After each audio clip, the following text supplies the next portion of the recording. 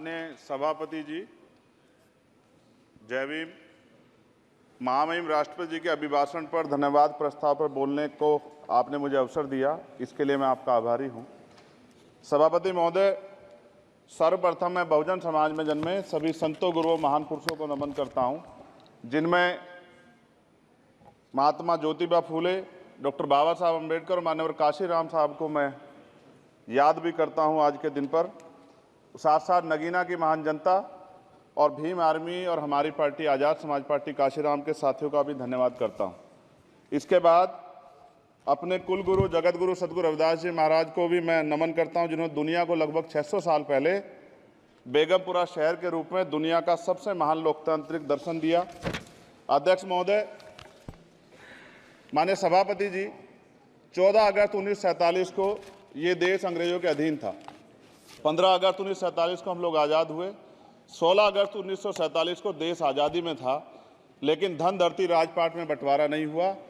जो साधन संसाधन थे उनमें बंटवारा सही रूप से न होने के कारण एक बहुत बड़ी आबादी सुविधाओं से वंचित और सम्मान से वंचित रह गई। उनको सम्मान देने के लिए और अंतिम व्यक्ति तक सुविधाएं पहुंचे, इसके लिए लोकतंत्र की व्यवस्था हुई।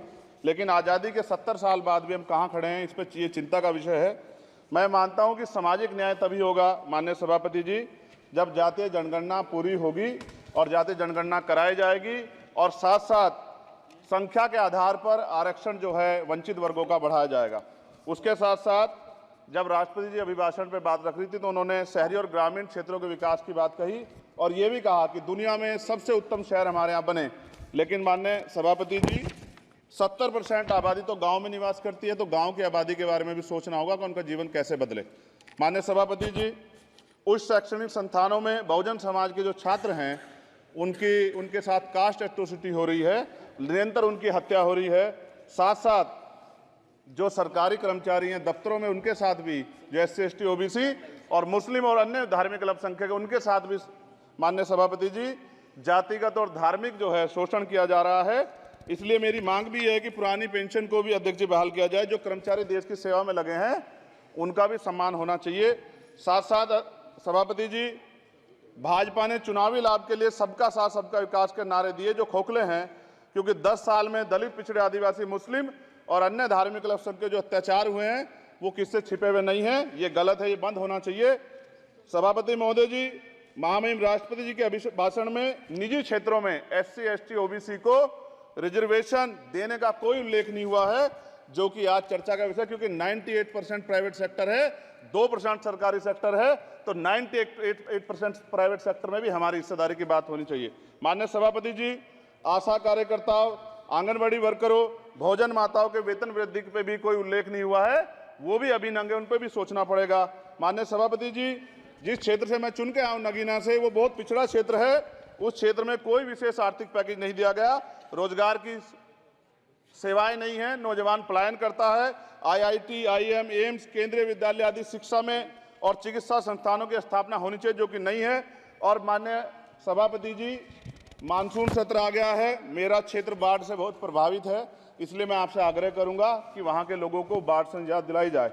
माननीय सभापति जी, चीन हमें आंख दिखा रहा है और लगातार हमारे देश की सीमाओं में घुसपैठ कर रहा है, इसलिए अग्निवीर योजना को हटाकर पुनः सेना भर्ती शुरू की जाए और साथ साथ भारत की सबसे प्राचीन व बहादुर रेजिमेंट में से एक चमार रेजिमेंट को पुनः बहाल करा जाए, ऐसा भी मेरा आपसे आग्रह है।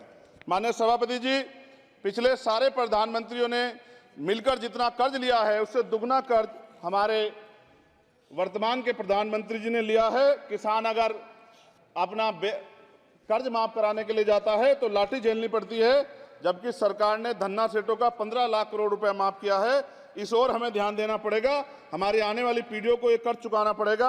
माननीय सभापति महोदय जी, किसानों को MSP की लीगल गारंटी तथा किसानों का कर्ज माफ होना चाहिए। साथ साथ 2 अप्रैल 2018 को SC ST के बच्चों पे बहुत बड़े पैमाने पे मुकदमे लगे थे, वो हमारी लड़ाई सही थी, ये सुप्रीम कोर्ट ने माना और बाद में सरकार ने माना, वो मुकदमे तुरंत वापस होने चाहिए। माननीय सभापति जी, प्रेस जो है उस पर भी शिकंजा कसा जा रहा है।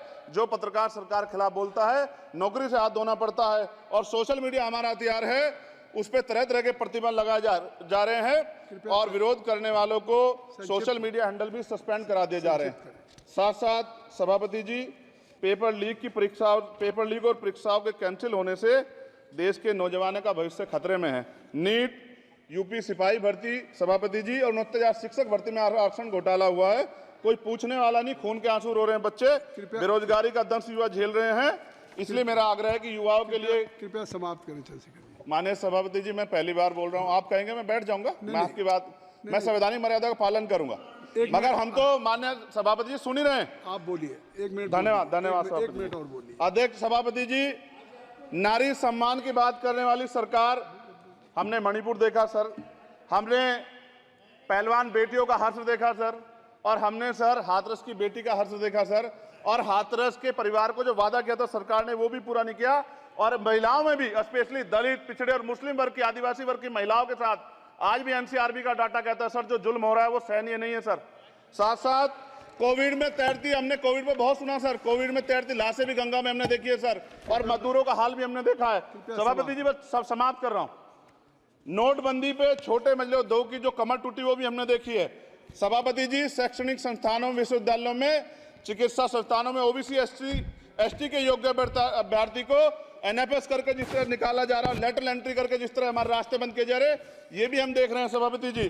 साथ साथ मेरा ये कहना है सर, ये सबका इशू है कि प्राइवेट कर्मचारी सर और सरकारी भी कई जगह पे 8 से ज्यादा घंटों से काम करते हैं, और उनको जो सर उचित वेतन भी नहीं मिलता, तो न्यूनतम वेतन 20,000 रुपए तय हो और 24 घंटे की ड्यूटी। उदाहरण के तौर पे यूपी पुलिस सर बहुत पूरा काम करते हैं वो लोग, वो राज्य के विषय हैं। आप सर मैं आपके राज्य सरकार के लिए भी आपके संज्ञान में डाल रहा हूँ विषय सर, पुलिस सब जगह है सर, लेकिन सवाल ये है सर, बहुत पसीना बातें हैं, 8 घंटे की ड्यूटी और वेतन विसंगति, बॉर्डर स्कीम से उनको जो बाहर किया जाए।